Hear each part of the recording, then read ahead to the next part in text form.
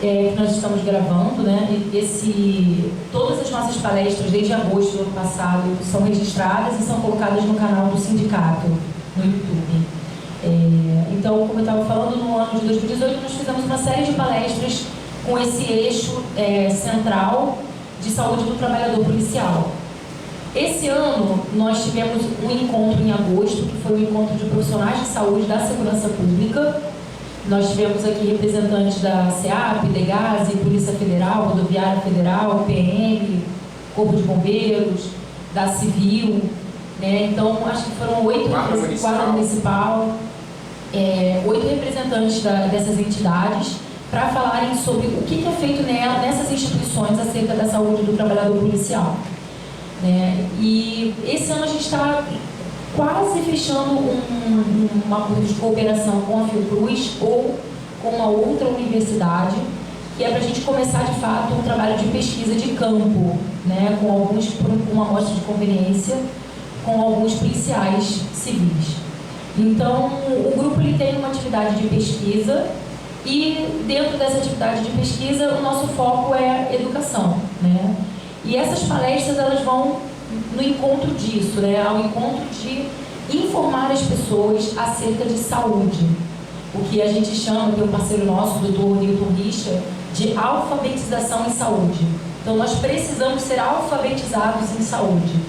E para tanto nós já tivemos aqui médicos, em novembro teremos fisioterapeuta para falar de sono, para falar de sexualidade, sobre o Novembro Azul. Na segunda quinzena, provavelmente dia 25 de novembro, na segunda-feira. E hoje nós teremos uma nutricionista, uma psicóloga. Então, quer dizer, é uma equipe multidisciplinar que deve, né, e pode falar sobre alfabetização em saúde. Então, um dos nossos objetivos do núcleo, da coligação e do sindicato através do núcleo, é essa promoção de saúde a partir de iniciativas que informem as pessoas sobre como cuidar melhor da sua alimentação, do seu sono, da sua saúde mental, tá bom?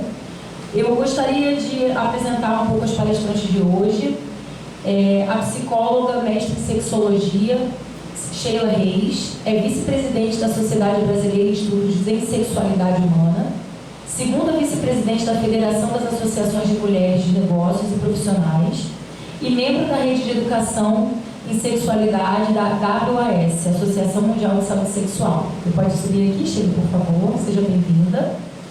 Doutora Mariana Maldonado, médica, especialista em ginecologia e obstetrícia, sexualidade humana e homeopatia, membro da Associação de Ginecologia e Obstetrícia do Estado do Rio de Janeiro, da Sociedade Brasileira de Estudos em Sexualidade Humana e da International Society for Sexual Medicine.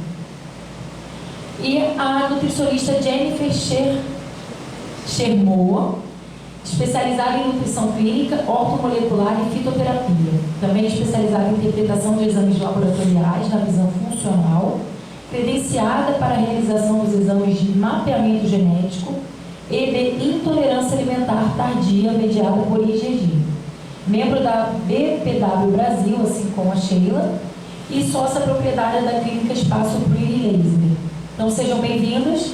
Quem vai apresentar um pouco a dinâmica da mesa vai ser o Dr. Reginaldo Franklin, que é o atual diretor da Policlínica da Polícia Civil.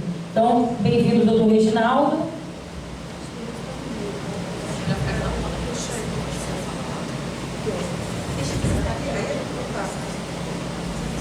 Ele vai sentar para assistir vocês. Boa tarde, pessoal. Muita satisfação de estar aqui e agradecer a doutora Natália o convite, que me chegou até com uma surpresa. Eu pensei até que eu não era lembrado da Polícia Civil, né? Aí alguém lembrou do Reginaldo Franklin, essa nova Reginaldo Franklin, porque o meu nome está muito atrelado à investigação criminal. E esquece que eu sou médico, eu sou ginecologista, entendeu? Então é muita satisfação estar aqui na Copol, lembrar que no universo de 9.000 policiais, praticamente, talvez um pouco mais, 3.500 é um pouco feminino. Nós temos para mais de 3.500 mulheres na Polícia Civil.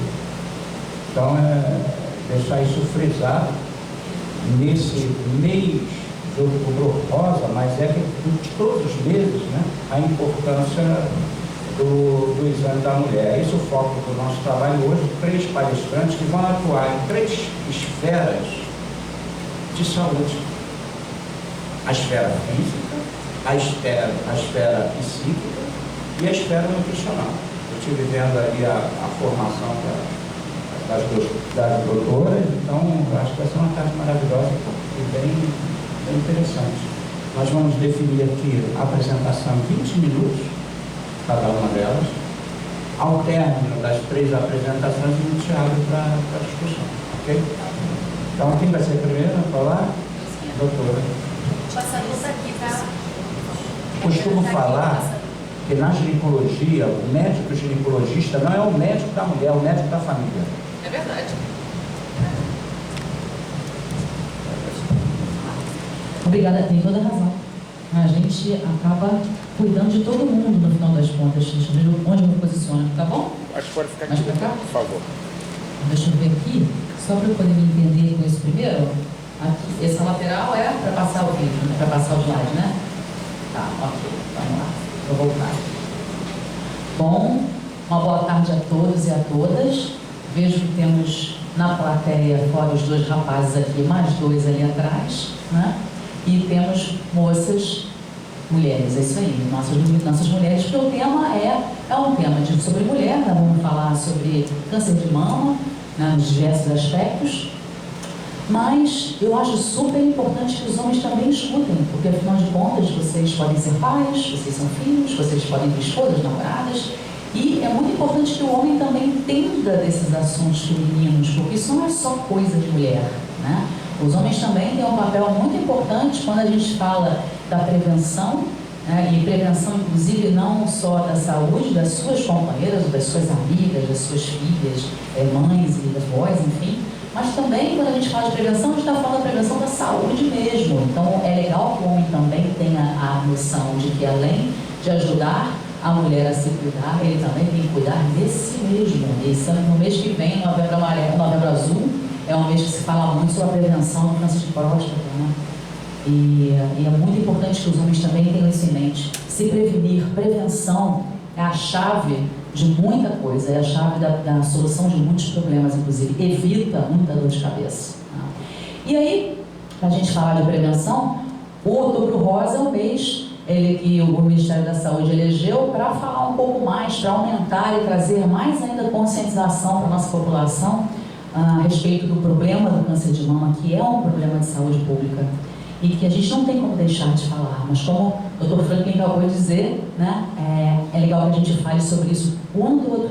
E é importante que a mulher tenha consciência de que ela tem que se cuidar o ano todo, ela tem que se tocar o ano todo, ela tem que se conhecer todos os dias e para a sua vida toda, né? Então não é só em outubro que a gente faz isso, mas em outubro foi o mês de eleição. E ali é só o mote, né, onde é que tem a luzinha? É aqui? Esse aqui primeiro? É o da frente? Esse aqui. E aqui esse é o mote da campanha desse ano, do Ministério da Saúde. Não dá para ler muito bem, porque a letra foi um pouco infeliz, né? Eu acho, tá meio esquisito. Mas eu vou traduzir para vocês. Cada corpo tem uma história e o cuidado com as mamas faz parte dela. Então, esse é o mote desse ano do Ministério da Saúde, da sua campanha. Bom, eu sou ginecologista de formação, como já foi apresentada. Não sou mais obstetra há uns 10 anos. Eu cuido basicamente da parte de ginecologia geral hoje. Sou sexóloga, que é a minha segunda frente de atuação e a minha grande paixão dentro do meu trabalho. E também sou formada em homeopatia, tenho formação em homeopatia. Então gosto, né, dessa visão mais ampla, mais multidisciplinar da mulher, né? Então, eu acho que isso faz muita diferença quando a gente olha como um todo e não só para as partes. Então, trouxe alguns dados para vocês aqui para o câncer de mama, apenas para contextualizar. O câncer de mama é o segundo câncer mais frequente entre as mulheres brasileiras, só perde para o câncer de pele do tipo não melanoma, e é o que mais mata a gente, é o câncer de mama. Pela Organização Mundial de Saúde, são estimados mais de 1 milhão de casos novos a cada ano. É muita gente tendo problema. A estimativa do INCA para esse biênio de 2018 até agora, finalzinho de 2019, é que aconteçam 60 mil novos casos da doença aqui no Brasil. Então, esse número vem aumentando a cada ano, não é só porque as pessoas estão tendo mais doença, é provável que sim, porque a gente se expõe a muitos fatores que são potencialmente cancerígenos o tempo todo, vocês sabem disso, mas também por conta das técnicas de exame. Os exames estão sendo mais bem feitos, as mulheres estão tendo mais acesso.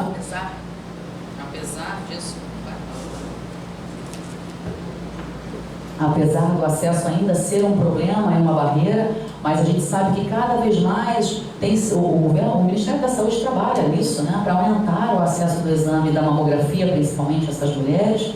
O pico da incidência da doença é entre 50 e 69 anos. Então, eu não vou perguntar a idade aqui, mas algumas de vocês podem estar nessa fase, ou então ter gente que conhece, né, nessa fase, que é a fase de maior risco. E a desinformação, o medo e a dificuldade, a falta de acesso são barreiras sim ao diagnóstico precoce, que é o mais importante para o câncer de mama. Então essa ideia de que, eu não sinto nada, eu vou no médico para quê? Né? Que muita gente fala, não tem nada, por que eu vou? Porque é importante você, antes de ter alguma coisa, que você possa preveni-la ou descobrir o quanto antes. E essa é a ideia do diagnóstico precoce. E quando a gente fala de mama, a gente trabalha muito aqui. Existem algumas medidas preventivas, sim, mas o principal trabalho é em cima da detecção precoce, né, dentro da nossa parte médica. Isso a gente sabe que pode fazer muita diferença. Então essa história, tenho medo de ir ao médico, tenho medo de ir no ginecologista fazer um exame porque eu posso descobrir alguma coisa. Caramba, se a gente descobre mais cedo, é muito melhor. A gente tem chance de curar essa mulher em quase 100% das vezes, quando a gente descobre um câncer de mama em estágio inicial. Isso faz muita diferença. E aqui são alguns sinais de alerta que a mulher tem que estar atenta, né, à sua mama. A gente já vai falar da questão do autoexame também. Mas a presença de nódulos ou caroços fixos na mama, dolorosos ou não, gânglios palpáveis nas axilas, a pele da mama mais avermelhada ou um aspecto de casca de laranja, aquela coisa meio descamando, enrugada, né?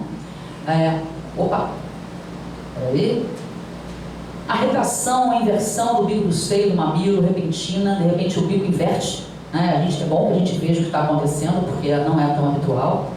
E a saída espontânea de líquido anormal pelo mamilo.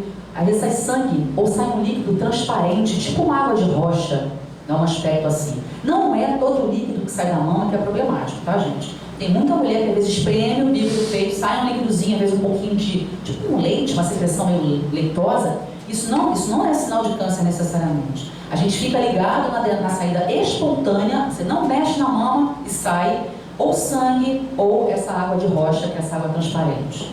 Ela fica minando isso. Ela sai espontaneamente. A mulher não precisa se tocar, não precisa espremer, nada. Aliás, não espremam, né? Ao espremer, a gente às vezes estimula e sai um pouquinho, então não é necessário. O que nós médicos valorizamos é a saída espontânea dessa secreção, como ele falou, como se minasse, né, a água.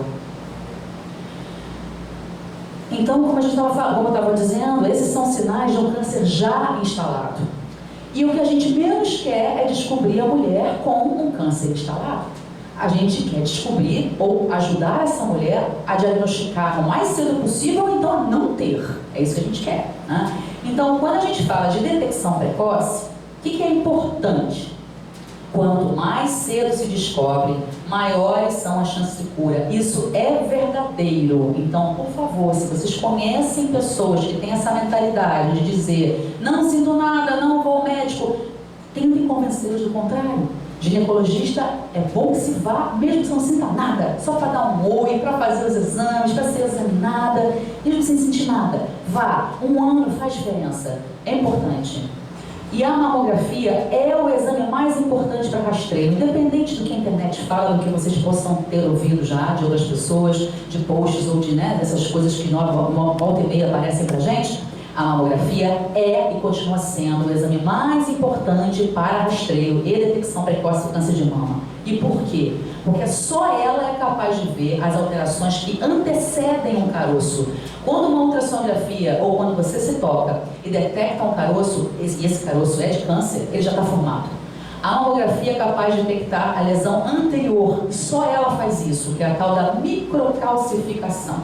Não são todas as microcalcificações que são malignas, mas existem algumas potencialmente malignas. E se a gente descobre numa mamografia uma microcalcificação com esse potencial, essa microcalcificação que é microscópica, a gente não palpa, a gente não sente, só esse exame vê. Consegue ser, esse pedacinho micra consegue ser retirado e isso pode salvar a vida dessa mulher, né, dela ter um futuro câncer. Daí a importância da mamografia. Entre 30 e 40 anos, nós fazemos a primeira, que é a mamografia que vai servir de base para todas as outras, que, segundo a nossa Sociedade de Ginecologia e a de Brasileira de Mastologia, deve ser anual a partir dos 40 anos de idade. Aí entra um conflitinho entre a nossa sociedade e o Ministério da Saúde brasileiro, que recomenda a realização da mamografia bianualmente, ou seja, uma vez a cada 2 anos, a partir dos 50 e até os 69 anos. Então, o Ministério põe essa faixa como faixa de exame, o exame bianual, e a Sociedade de Ginecologia e a Brasileira de Mastologia já fazem parte de outra corrente, que aí tem uma briguinha, né? Entre a corrente americana, entre a corrente europeia, enfim. E aí não se entendem muito, mas a nossa tendência, tá? Como médico de consultório, médico que tem paciente que não se perde, né? Que tem acesso ao médico, que a gente sabe que o Ministério pensa no nível da saúde pública. Então, se as mulheres não têm sequer um acesso à mamografia, uma vez a cada 2 anos, quanto mais anualmente a partir dos 40, é que ninguém faz mesmo. Então, é importante que seja pensado no nível da saúde pública. Então, muito provavelmente foi por isso que o Ministério colocou isso desta forma, né? Mas a gente tende a seguir a recomendação das sociedades de ginecologia e de mastologia para recomendar a realização da mamografia a partir dos 40 anos de forma anual, tá? Pensando nessas microcalcificações. A associação da ultrassonografia das mamas é bem-vinda, principalmente em mulheres jovens, em que a mamografia tem muitas limitações, e aquelas mulheres mais velhas que têm uma mama mais densa. Aquela mama, a gente brinca, né, dizendo que é uma mama mais firme e tal, porque tem mais densidade, tem mais densidade natural da gente, e conforme o tempo passa, a gente vai substituindo a glândula mamária por gordura. E aí, na mamografia, fica até mais fácil de ver o nódulo, porque a imagem da mamografia fica mais fácil na mulher mais velha. Então, a associação entre a ultrassonografia com a mamografia é sempre muito bem-vinda, tá? E a ressonância magnética entre casos muito selecionados, não são todos, e também a ultrassom também é bem-vinda em mulheres com nódulos de mama, mesmo que sejam benignos, e a ressonância entra em alguns casos, para tiratema ou nos casos de grupos de mulheres que fazem parte do alto risco, digamos. A senhora falou que pode evitar a morte da mulher, né? Sim. Mas muitas vezes também evita a retirada da mama, né? Certo, Porque exatamente. muitas mulheres não morrem, mas ficam sem uma mama. Sim, Então, na verdade, um diagnóstico muito precoce como esse, em fase de microcalcificação, a mulher tira só um pedacinho. Deixa a mama, tira só aquele pedacinho doente, que a gente chama de quadrantectomia, tira só o quadrante do problema e acompanha. E ela pode manter a mama ali, com certeza. Ou seja, evita também uma mutilação, né? E uma cirurgia mais radical, mais complexa. Mulher, né? Você perdeu Sim. a mama. E não é só isso, é a própria complexidade da cirurgia, né? Uma retirada de uma mama inteira é muito diferente de um pedacinho, né? Então, sem dúvida, quanto antes, melhor, até para o tratamento. Então, o que eu estava começando a falar agora era com relação aos grupos de risco, exatamente esse grupinho aqui, que talvez vocês olhando possam se identificar, ou os rapazes presentes talvez possam identificar alguém conhecido com essa história, mas essas mulheres que fazem parte desse grupo, elas têm em torno de 5 a 10% de chance a mais de ter um câncer de mama, se comparadas à população geral. Então, para a gente, ginecologista, é fundamental perguntar isso para a mulher, né? Se ela tem, até porque isso muda um pouco a nossa conduta em termos de pedido de exame, né? De orientação para essa mulher. Então, se ela tem história familiar da doença na família, e não é qualquer história, é mãe, irmã ou filha, ascendência direta, isso coloca ela dentro do grupo de risco. Se ela tem uma história familiar de câncer de mama bilateral ou câncer de ovário em qualquer idade, também dentro dessa ascendência direta, também coloca ela dentro do grupo de risco. Se ela tem um parente homem, sim, meninos, homem pode ter câncer de mama, apesar de raro, responde a 1% dos casos, mas vocês têm mama. Só não é tão desenvolvida quanto a nossa, né? Mas vocês também têm. Então pode dar câncer também, apesar de raro. Então mulheres que têm um parente próximo do sexo masculino com a doença também estão nesse grupo. E não precisa ser pai e irmã, pode ser um avô. Né? Aí o parente próximo é até o avô, e isso, tio, né? Tudo isso pode colocar essa mulher dentro do grupo de risco. E o antecedente pessoal de alterações pré-malignas da mama também pode colocar essa mulher como grupo de risco. Então, são esses critériozinhos aqui que fazem a gente ter um pouquinho mais de cuidado com essas mulheres, porque dependendo de algumas coisas, nós teremos mais exames, mais condutas, mais orientações para dar a essa mulher. E aí aquela nossa pergunta, né? É possível prevenir o câncer de mama? A gente fala muito da prevenção, o próprio Rodrigo Rosa, né, na campanha bate sobre isso. É possível prevenir? Falar em prevenção de câncer de mama não é nada simples, porque a doença é multifatorial. Então, você tem fatores sociais, você tem fatores biológicos, você tem fatores ambientais, o que você come, o que você bebe, como é que você vive, seu nível de estresse. Tem muita coisa que influencia no câncer de mama. Então é difícil a gente falar em prevenção numa doença tão multifatorial, né? Mas o que a gente sabe é que não dá para prever quem terá ou não a doença. Você pode ter uma história familiar dessa positiva e não ter isso, e passar por isso. Não dá para a gente prever. A gente consegue até mensurar se você pode ter mais ou menos chance, mas prever, impossível. Ter uma história familiar negativa não é garantia de isenção. Basta ter o primeiro caso. Então, se você não tem ninguém na sua família, não conte com isso para não fazer seus exames, porque basta ser você o primeiro caso. E eu acho que ninguém quer, né? É um câncer difícil de prevenir, como eu falei, é uma doença multifatorial. Muitos fatores de riscos não são modificáveis, e a gente vai falar já já quais são. E os controles dos riscos modificáveis, que eu também direi já já, ele sim é capaz de reduzir em até 28% a chance de desenvolver a doença. Isso o Ministério da Saúde vem batendo fortemente nessa campanha, né? Os fatores de risco modificáveis são capazes de prevenir sim o câncer de mama. Os principais: controle de peso corporal, a nossa amiga vai falar aqui já já, e alimentação saudável balanceada associada à atividade física. Isso comprovadamente reduz a chance da mulher de ter o câncer de mama. Então isso é muito importante como medida preventiva.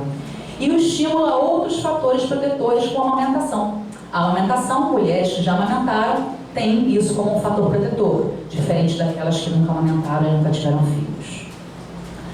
Os fatores de risco não modificáveis, só para vocês saberem, aqui não tem jeito. Tem isso, não tem como modificar a sua história, né? História familiar da doença: ter idade entre 50 e 69 anos, que é o pico de incidência.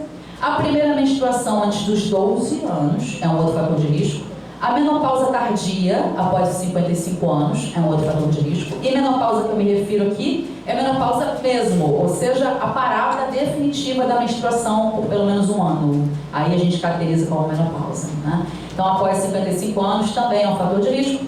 E nunca ter tido filhos, ou então só após os 30. Imagina, hoje em dia a mulherada cada vez mais deixa, né, a maternidade para depois. Então, essa também pode ser uma explicação do aumento do número de casos. Cada vez a maternidade é mais tardia, por motivos diversos, né? Fatores de risco modificáveis: controlar o peso corporal, como eu falei, fazer atividade física regular, ter uma alimentação saudável balanceada, nossa amiga Nutri vai falar já já sobre isso aqui, não fumar, evitar bebidas alcoólicas e cuidado com o uso dos hormônios. Seja a terapia, sejam os anticoncepcionais usados para prevenir gravidez. Tem vários estudos mostrando que o uso prolongado há mais de 10 anos pode aumentar o risco de câncer de mama dessa mulher, mesmo que ela não tenha história na família. E a terapia de reposição hormonal é um outro, na menopausa, é um outro fator de risco importante que tem que ser visto com cuidado. Não são proibidos, mas tem que ser muito bem avaliados e com relação a essa necessidade e a possibilidade de uso. Não é aguinha com açúcar, né? E o autoexame? Se fala tanto no autoexame, né? Será que ele é mesmo importante? E ele é mesmo necessário? Na verdade, o próprio Ministério hoje já fala, já não é de hoje, né, do quanto é importante a mulher se conhecer. Mas aquela ideia de que você tem que ir lá catar caroço uma vez por mês, preocupar preocupar em se tocar para catar caroço, que era a ideia mais antiga, essa já está sendo substituída há algum tempo, né? Para poder fazer com que a mulher entenda que o importante não é ela se preocupar em catar caroço, ela tem que conhecer a sua mama, saber o que é normal na sua mama, se tocar, se conhecer, estimular o autoconhecimento e a conscientização sobre o corpo. Então ela vai ao médico uma vez ao ano, o médico palpa a mama dela e fala: minha filha, tá tudo normal aí. Mas doutor, e esses caroços? Esses caroços não são caroços, você está palpando é só mama. Uma mama densa, com várias glândulas mamárias, e é isso que você palpa. Ela vai para casa, se toca, bom, esse é o normal, né? Então tá, e é isso ela vai tocar todo mês. Não precisa nem ter uma regularidade para tocar, não, no banho. Você se palpa, se toca tomando banho. Você parar o seu dia para fazer isso, né? Esse é o movimento normal, botar uma roupa, botar um sutiã, dentro do natural, isso que a gente hoje traz de ideia, né? Sair daquela coisa de uma vez por mês fazer e deixar isso dentro do nosso natural. Então você se palpa todo dia, sente aquela mesma coisa, é o seu normal. Agora, você está tomando banho, se tocou, sentiu alguma coisa diferente, opa, isso aqui não estava aqui. Já é tempo agora para ir ao médico. Não perde tempo, vá, né? Mesmo que a sua consulta tenha sido há 4 meses atrás, né? A senhora falou de outros sintomas. No caso, eles podem aparecer junto ou não necessariamente? Pode aparecer, às vezes a mulher toca, só sente um caroço, não sente nada. Esses sinais que eu falei, da glândula, axila e até mesmo a retração da pele e a saída do peito, normalmente são sinais mais avançados. A primeira coisa que ela percebe ou é uma pele mais esquisita ou é um carocinho que ela palpa, né? O que eu falei são sinais já de um câncer de mama instalado. Não necessariamente acontece tudo ao mesmo tempo. Às vezes sai um pouco dessa secreção do peito, ela se liga, não palpa nada, porque está mais profundo. Então qualquer alteração dessa diferente do normal é sinal de alerta, né? Mas se ela acompanha e faz seus exames, a chance de acontecer acaba sendo menor. Então não existe uma única técnica para fazer o autoexame. A gente sugere que evite o período pré-menstrual. Na menopausa pode fazer qualquer época e a gente sugere evitar o pré-menstrual porque a mama está mais sensível, né? Mais densa. E não substitui o exame clínico, né, gente? Se tocar não significa que não precisa ir ao médico. Todo ano é muito bem-vindo. Ações no combate, para a gente finalizar. Como eu falei, é difícil prevenir, mas é uma doença multifatorial. É super importante identificar essas mulheres que estão no grupo de risco para podermos fazer ações específicas para elas, como, por exemplo, quimioprevenção. A gente faz, às vezes, remédio mesmo, tipo quimioterápico, alguns específicos, para tentar evitar essa mulher a desenvolver a mesma história. E, em alguns casos, até uma mastectomia profilática, ou seja, tirar as 2 mamas preventivamente. O caso mais emblemático foi da Angelina Jolie, há pouco tempo atrás, que ela fez o teste genético, mostrou que tinha mutação genética, e ela resolveu tirar as 2 mamas. E a bichinha tinha uma história familiar feia, né? Feia assim, grande, avó, tia, irmã, uma galera da família com um problema, e ela fez o teste, deu positivo, resolveu tirar as 2 mamas. E, posteriormente, tirou os 2 ovários, porque existe essa associação entre o câncer de mama e o câncer de ovário, que é a síndrome do câncer ovário-mama, né? Então, quem tem câncer de ovário tem mais chance de ter câncer de mama e vice-versa. Então, conhecer bem o corpo através do nosso autoexame, ou seja, da gente se conhecer do que é o normal, fazer os exames de rastreamento de acordo com a faixa etária e história pessoal e familiar, e visitar o ginecologista anualmente para o exame clínico, né? Então essas são as ações que todas nós, mulheres, podemos e devemos fazer. Nossos amigos homens podem estimular as suas conhecidas companheiras, amigas, mãe, filha, enfim, a cuidarem da sua saúde também, ajudando nisso. Já foi ginecologista? Já fez seus exames de prevenção? Nunca é demais lembrar, né? Então essas seriam as ações que nós todos deveríamos fazer para evitar ou para diminuir a chance das nossas, todas nós termos esse problema, né? Acho que ninguém quer passar por isso, ninguém quer ver ninguém passando por isso. E a gente tem condição de ajudar e de fazer acontecer. Muito obrigada. Quem quiser conhecer um pouquinho mais do meu trabalho, eu tenho um site bem legal, muito vídeo, muita coisa. Eu tenho um canal no YouTube, tenho Instagram, Facebook. Toda semana tem um conteúdo novo sobre vários assuntos dentro da ginecologia. Então quem quiser, dentro da saúde feminina, né? E sexualidade. Então quem quiser, podem participar, me seguir, serão muito bem-vindos. Olá pessoal, boa tarde. Primeiro eu quero agradecer o convite para participar desse evento em prol da saúde, né, e ajudar a contribuir, né, na promoção de saúde, de mais saúde através da alimentação, da nutrição. Eu vou falar então um pouco aqui minha apresentação, que a gente já foi apresentada. A gente ganha tempo. Trouxe uma estatística, considerada uma das maiores causas de morte, em países desenvolvidos, uma doença da saúde moderna, dos países desenvolvidos. Segundo a Organização Mundial de Saúde, em 2030, haverão 17 milhões de mortes por câncer. Então, é uma doença que tem aumentado com prevalência muito grande por causa da modernidade. Sabemos também que o câncer tem origem multifatorial, existe uma predisposição genética, que ela só é desencadeada através do seu estilo de vida, de fatores externos. Então, não só existe a predisposição genética, mas não é só isso que a gente tem que amparar, devido aos nossos hábitos alimentares, ao nosso estilo de vida, a gente consegue mudar essa chave. Claro que também vai depender do tipo do câncer, tá? Quais são as causas principais que causam câncer, São os fatores ambientais, como excesso de contato com os xenobióticos, os compostos químicos estranhos, que são os agrotóxicos, os fertilizantes, os produtos químicos em geral.